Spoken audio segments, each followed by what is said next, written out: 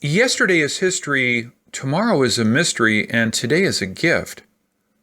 That is why we call it the present. This is true for most of us.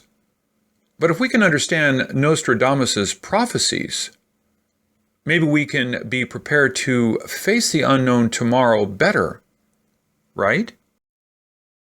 Obviously, most of us can't see the future. That is why many of us are so interested in prophecy. However, Nostradamus did not earn and get his fame from cold readings. Many of his prophecies are stunningly accurate. But how do you even start to read the prophecy with 942 quatrains, each one with many different interpretations? Even the few accepted prophecy quatrains are too general and vague. I think the best way to win you over is to show you how Nostradamus foretold the story of Queen Mary of Scots in his book of prophecy.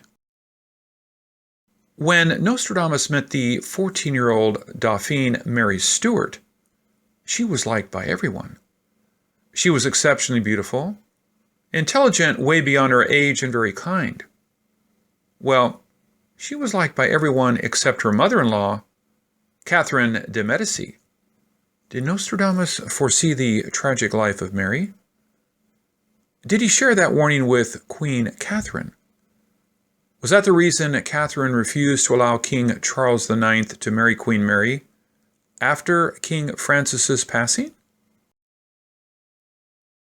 The prophecy about Queen Mary is quite unique in the Book of Prophecy because she was one of only a few people Nostradamus actually met and possibly did a horoscope reading on. She met Nostradamus when she was the happiest girl in the world. Did he foresee her troubled life? How about the unfair trial, the imprisonment, and the beheading? Maybe we can know more about her life through her future predicted in the Book of Prophecy. In quatrain 1055, quote, "The unfortunate nuptials will be celebrated in great joy, but the end unhappy.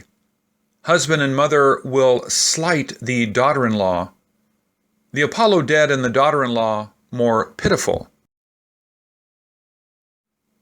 When Queen Mary returned to Scotland in 1561, she became the Catholic queen in a Protestant country.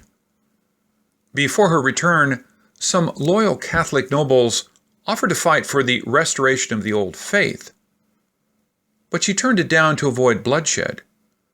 She was willing to practice her faith privately and treat the Protestant faith with respect.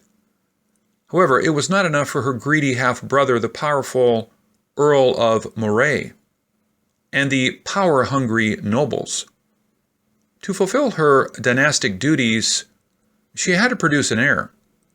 But before she could find a more suitable husband, she fell in love with her cousin, Lord Darnley, Henry Stuart. Darnley, son of her aunt, Lady Margaret Douglas, was tall, handsome, third to the throne of Scotland and the closest male heir with Tudor blood from the English throne.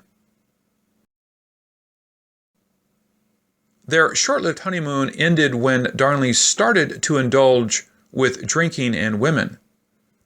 Mary found herself pregnant with the future King James. Darnley and her father-in-law, Matthew Stuart, plotted with Protestant lords to murder her secretary Rizzo and imprisoned her.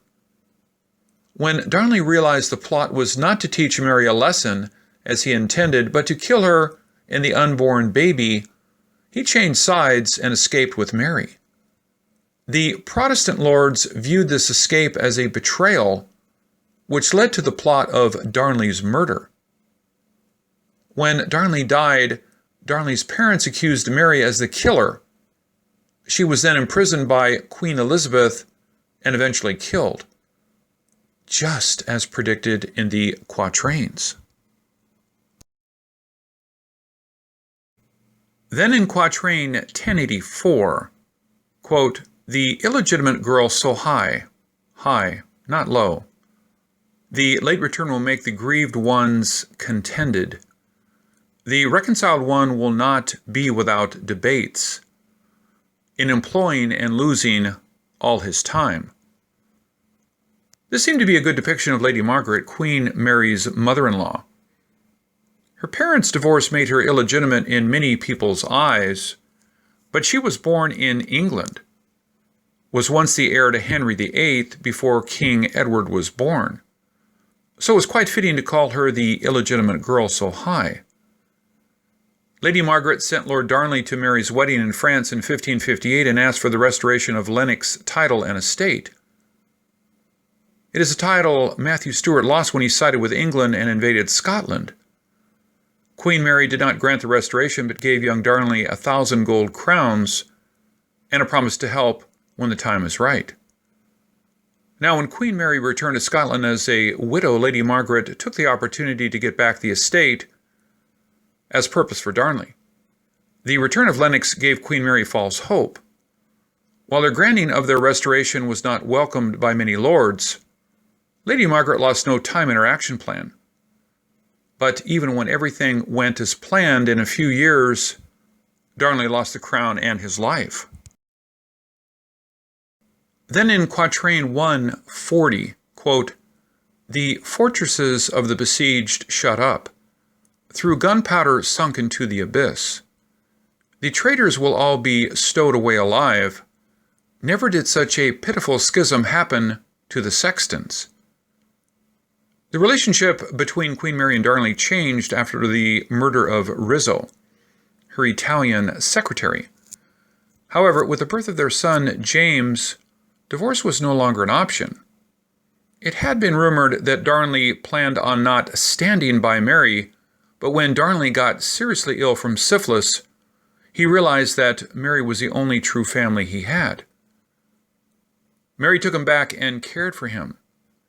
But before he was fully recovered, gunpowder exploded in the basement of his residence, Kirkfield. The traitors murdered him in the garden before fleeing to the night.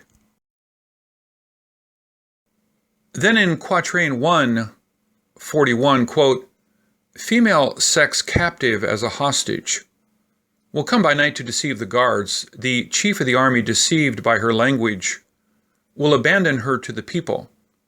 It will be pitiful to see." Mary was captured several times. First, after the murder of Rizzo. She escaped that time with Darnley.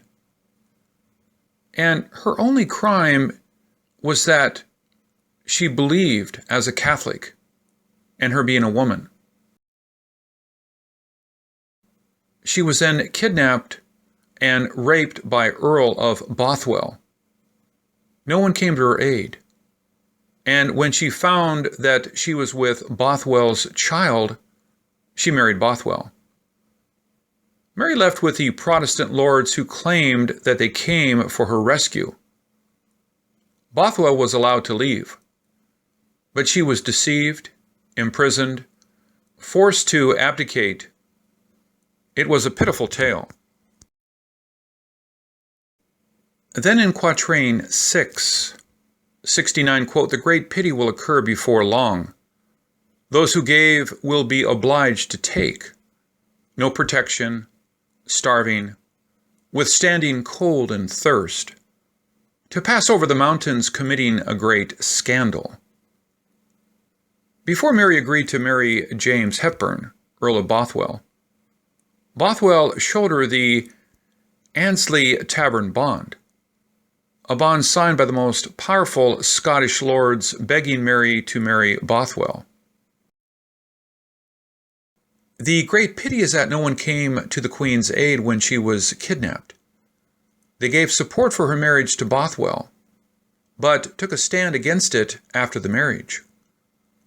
Mary was offered a safe passage if she sent Bothwell away. But when she accepted the deal, they took away the promise. When she escaped to England, seeking Queen Elizabeth's support, she was held for 18 years before losing her life. In quatrain century 1, number 86, quote, the great queen, upon seeing herself vanquished, will exhibit an excess of masculine courage. On horseback, she will ride totally unprotected, pursued by swordsmen, an act of outrage. On the 2nd of May 1568, Mary escaped from Lochleven Castle with the aid of George Douglas, brother of Sir William Douglas, the castle's owner. They managing to raise an army of 6,000 men, but she lost at the Battle of Langside.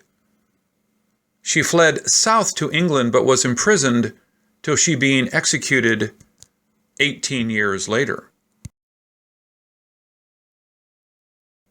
To her evil half-brother Earl of Moray, imprisonment was not safe enough. To make a case against her, they presented the casket letter at her trial for Darnley's murder. In Century 8, number 23, quote, "Letters attributed to the Queen are found in a casket.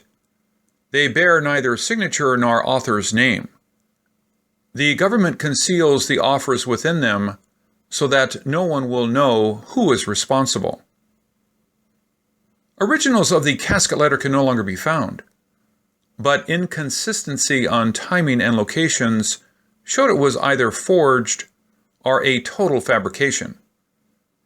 From the way Nostradamus worded the quatrain, it was pretty clear that Queen Mary did not write the casket letter. For various reasons, I always believed Queen Mary of Scots was innocent of the charges against her. I'm glad to find Nostradamus on my side. Hope you agree with me too. Long ago, she almost had it all. Pretty tall and slim, witty, kind and sweet. Rich beyond any dream, given everything, like a fairy tale, only sad indeed. This is Ken Peters. Thank you for watching.